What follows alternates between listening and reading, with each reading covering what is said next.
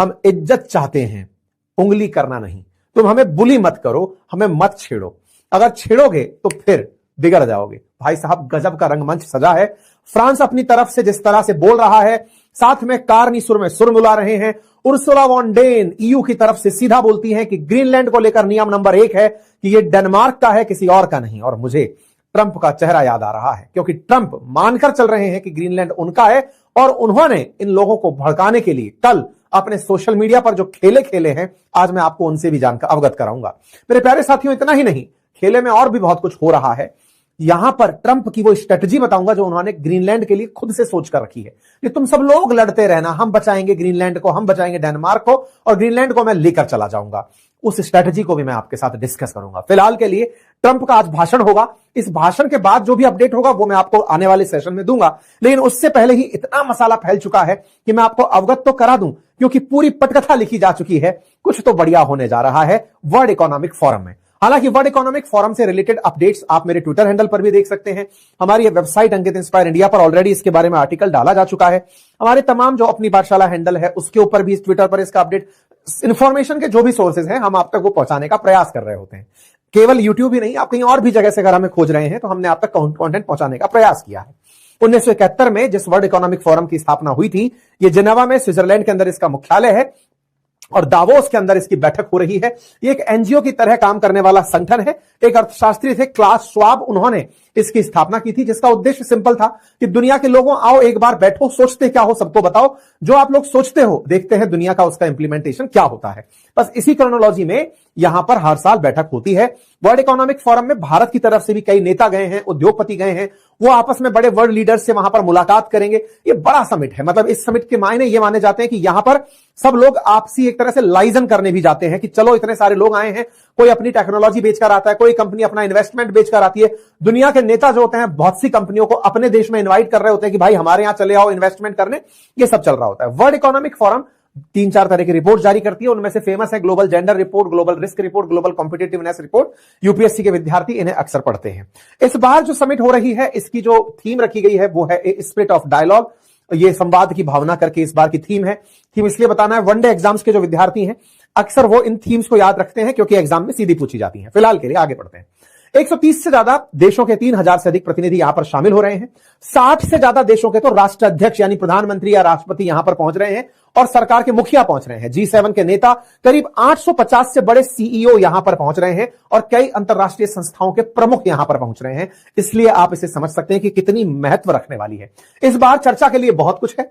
इस बार युद्ध है, टैरिफ वॉर है, वैश्विक मंदी की आशंका है, पर्यावरण का संकट है, आर्टिफिशियल इंटेलिजेंस है, तमाम बातें हैं जिनको लेकर बातें होनी है। मैं आपको यहां पर इंडिविजुअल के सामने उनकी कही हुई खास बातें बताऊंगा, और उन बातों में जो अमेरिका ने भाई साहब बयान मारा है, मतलब हार्वर्ड लुटनिक का जो बयान है वो सुनने लायक है। हम समस्त भारतीय तालियां बजाते हैं कि भारत के लिए एलपीजी रिफॉर्म आया था, लिबरलाइजेशन, प्राइवेटाइजेशन, ग्लोबलाइजेशन आया, हम लोगों ने फायदा हुआ, हमको ये हुआ।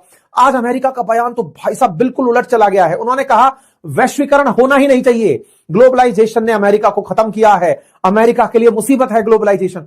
उधर बेल्जियम के प्रधानमंत्री बोल रहे हैं कि अब अमेरिका ने अपना मुंह घुमा लिया है। पहले अटलांटिक ओशियन की तरफ देखता था और यूरोप की तरफ देखा करता था अमेरिका, अब इसने अपना मुंह बदल दिया है, पैसिफिक की तरफ देखना शुरू कर रहा है। स्ट्रक्चरली अमेरिका ने अपने आप को चेंज कर लिया है। मतलब तमाम प्रकार की बातें हो रही हैं, और ये सब समझने वाली बातें हैं। मतलब अमेरिका को लेकर के दुनिया के देश बैठकर जो चर्चा कर रहे हैं कि सुनो भाई, अब अमेरिका वो नहीं रहा है कि पहले सबको साथ लेकर चलूंगा, लोकतंत्र बनाऊंगा, कुछ नहीं। आप और हम जो तमाम दिनों से सेशंस में चर्चा कर रहे हैं ना, वहां बैठ करके वर्ल्ड लीडर्स भी यही सब बातें कर रहे हैं। वो भी यही तरह की बातें कर रहे हैं कि भाई अमेरिका अब वो नहीं रहा। अमेरिका ने पूरी तरह से सब पर, मैं कई बार कई जगह बोल के चला आता हूं, फिर वहां पे लोग अपना माथा पकड़ रहे होते हैं। मैं कह रहा हूं कि भाई साहब सुनो, ये पुराने काल में एंट्री मार गया है, ये फिर से वही कॉलोनियल एरा और अपनी साम्राज्य चलाएंगे उसमें जा रहा है। लोग मानते नहीं है। अपन जो चर्चाएं करते हैं ना, वो भाई साहब वर्ल्ड इकोनॉमिक फोरम के अंदर इस समय बेसिक डिस्कशन के टाइटल बनी हुई है कि क्या अमेरिका सबको डराकर राज करना चाहता है, चाह क्या रहा है।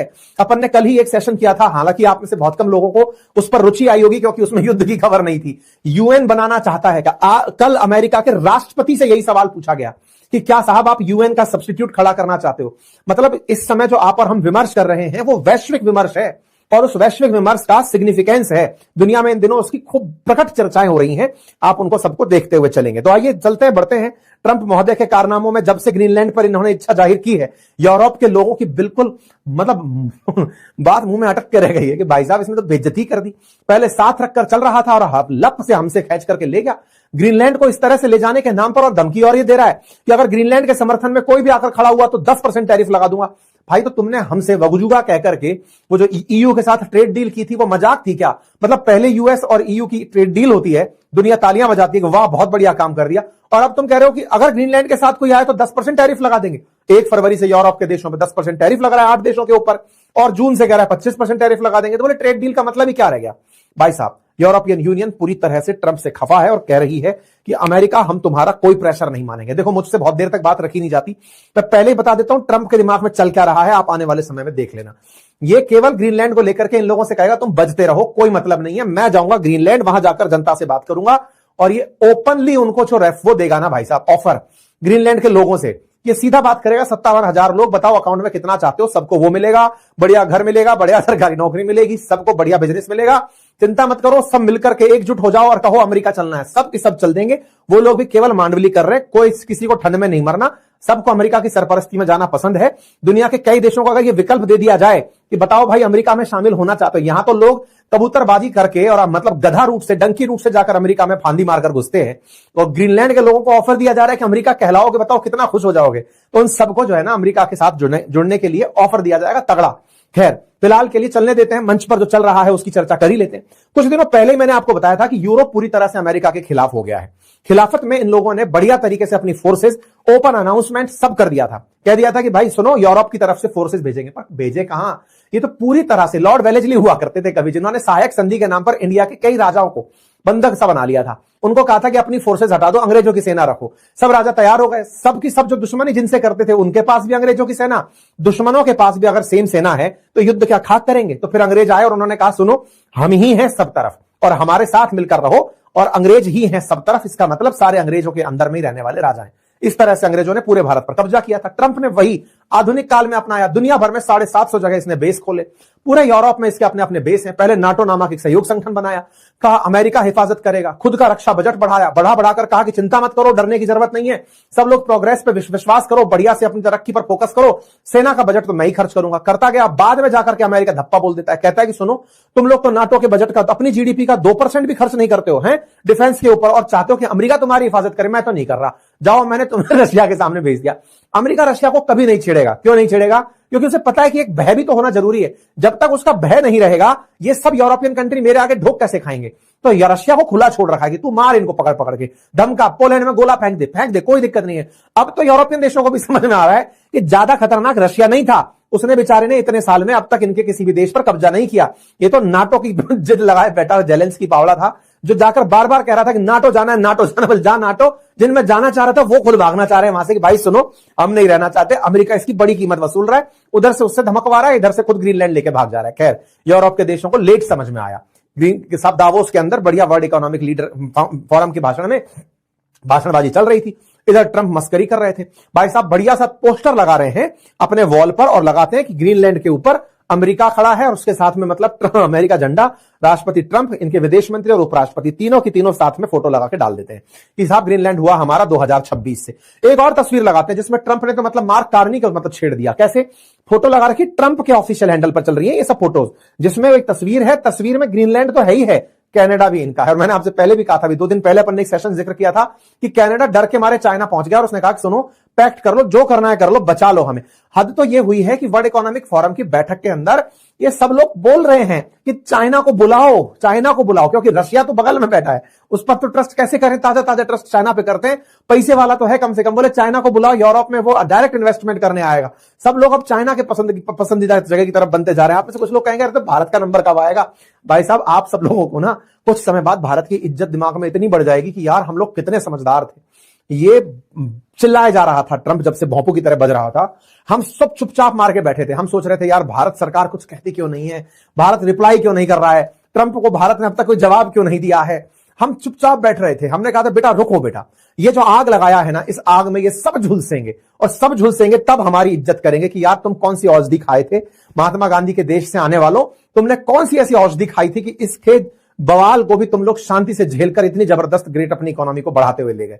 खैर भाई साहब कनाडा को भी इन्होंने अपने आप में छाप दिया। इस बीच में आप देखो तारीखों पर नजर डालना, ये सारी घटना घटित हो रही है 20 तारीख के दिन, 20 तारीख यानी कल के दिन, और कल के दिन ही इमानुएल मैक्रोन को बोलना था डावोस के अंदर। भाई साहब ये बोलते हैं, भाई साहब इस बीच में एक और हद हो जाती है। हद तो ये है कि ये जो ट्रंप है ना, ये एकदम मतलब नेक्स्ट लेवल चला गया है। हद ये भाई साहब इन्होंने इमानुएल मैक्रोन ने इनको मैसेज किया होगा, है ना भाई साहब, इन्होंने खुद की वॉल पर मैक्रोन का आया हुआ मैसेज भेज दिया कि सुनो मैक्रोन कह रहे हैं कि ग्रीनलैंड को लेकर हमें मामला आपका समझ नहीं आ रहा है। पढ़ के सुनो क्या कहा है president Trump, my dear my friend, we are totally in line in line on Syria. हम सीरिया पर भी आपके साथ थे, ईरान के मसले पर भी आपके साथ थे, लेकिन ग्रीनलैंड के मामले को हम समझ नहीं पा रहे हैं। अगर आपको कोई प्रकार की मतलब असुविधा है तो आप बताइए, हम आपकी मदद कर सकते हैं। आप चाहो तो मैं आपके लिए G7 की मीटिंग बुला दूं, जिस समय आप दावोस से लौट रहे होंगे उस समय G7 के देश आपस में बैठ के बतिया लेंगे, और आप रुको ना पेरिस में आपके लिए बढ़िया डिनर का इंतजाम कराता हूं, आप आओ। ये बेचारा पर्सनल मैसेज मारा होगा ट्रंप को। ट्रंप भाई साहब मतलब क्या ही बताया जाए, इनको क्या शब्द दिया जाए समझ नहीं आता। भाई साहब ये मतलब कल जब दावोस में बैठक होने वाली है, ये सबके सामने दिखाने लग रहे हैं, देखो क्या कह रहा है मुझसे, आ जाओ खाना खा लो करके। भाई साहब बेइज्जती हो गई, इस आदमी को बहुत बेइज्जत किया गया। इमानुएल मैक्रोन इस बात से चिढ़ गए। हद तो ये थी कि ग्रीनलैंड के मसले पर जब ये बोल रहे थे ना, इस बीच में ये महाशय कहते हैं कि सुनो फ्रांस वालों, ज्यादा 3-5 नहीं 200% टैरिफ लगा दूंगा तुम लोगों के ऊपर। हद्दी हो गया भाई साहब। मतलब मैक्रोन को तो इन्होंने ये तक कह दिया कि तुम तो वैसे भी सत्ता से जाने वाले हो, तुम तो ज्यादा दिन के मेहमान हो भी नहीं फ्रांस में, तो ज्यादा चिल्पों क्यों मचा रहे हो। भाई साहब मैक्रोन को इन्होंने, मैक्रोन वर्ल्ड इकोनॉमिक फोरम में भाषण देने वाले हैं और ट्रंप उनको ट्रोल किए पड़े अमेरिका में बैठे बैठे। मतलब मैं कह रहा हूं ना, वर्ल्ड इकोनॉमिक फोरम इस समय क्या बोल सकते हैं, वर्ल्ड कप का मुकाबला हो रहा है जियोपॉलिटिक्स का। आप वहां पर देखें, फिर साहब मैक्रोन आते हैं, बढ़िया अपना चश्मा वश्मा लगाकर भाषण देने आते हैं और आकर के भाषण देते हैं। और जब इन्होंने अपनी तरफ से भाषण देना शुरू किया, तब इन्होंने अपनी तरफ से जो बातें कही वो हमने कल ही आपको अपने ट्विटर हैंडल पर शेयर कर दी थी। अगर आप चाहें तो ट्विटर पर हमें अपने इस नाम से ढूंढ सकते हैं, हमने जानकारी दी थी। इन्होंने अपनी तरफ से कहा था हमें गुंडागिर्दी नहीं, सम्मान चाहिए, हमें धन पूजा राजनीति के बजाय विज्ञान को तरजीह देनी है, हम क्रूरता के बजाय कानून के शासन को चुनना पसंद करेंगे। हमारे पास एक ऐसी जगह है जहां कानून और शासन प्रिडिक्टेबिलिटी के खेल के नियम है। मेरा मानना है कि बाजार ने इनकी कीमत अभी पूरी तरह से नहीं समझी। धीरे धीरे ग्रीनलैंड के बहाने यूरोप अब अमेरिका के खिलाफ हो रहा है। सीधी सी बात निकल कर, मतलब इन्होंने अपनी तरफ से जो बातें बोली, उन बातों में हमने जो भी इनकी बातें थी वो सारी बताई। इन्होंने कहा कि साहब 60 से ज्यादा युद्ध चल रहे हैं इस समय दुनिया के अंदर, और पूरी तरह से अभी दुनिया में कई तरह की चुनौतियां हैं, और ताकतवर देश अभी अपने आप को सोच रहे हैं कि हम किसी को भी कुचल सकते हैं। ये तरीका सही नहीं है। मैक्रोन ने ओपन बोल दिया कि साहब अपन तो ग्रीनलैंड के साथ हैं। मैक्रोन ने जो भी बातें बोली वो पूरी तरह से यूरोप की बातें मानी गई, क्योंकि इस समय यूरोप में सबसे पावरफुल देश अगर देखा जाए, ब्रिटेन, फ्रांस और जर्मनी, 3 ही देश हैं। इनमें से फ्रांस का स्टेटमेंट जर्मनी ने भी तुरंत एंडोर्स कर लिया और कहा कि हम भी भाई इनकी बातों में साथ हैं। इन्होंने बकायदा कहा कि हम चाइनीज डायरेक्ट इन्वेस्टमेंट चाहते हैं कि अब वो यूरोप में आए और इन्वेस्टमेंट करें। मतलब साफ हो चुका, इन दोनों की बिल्कुल बातें अलग अलग हो चुकी हैं। ये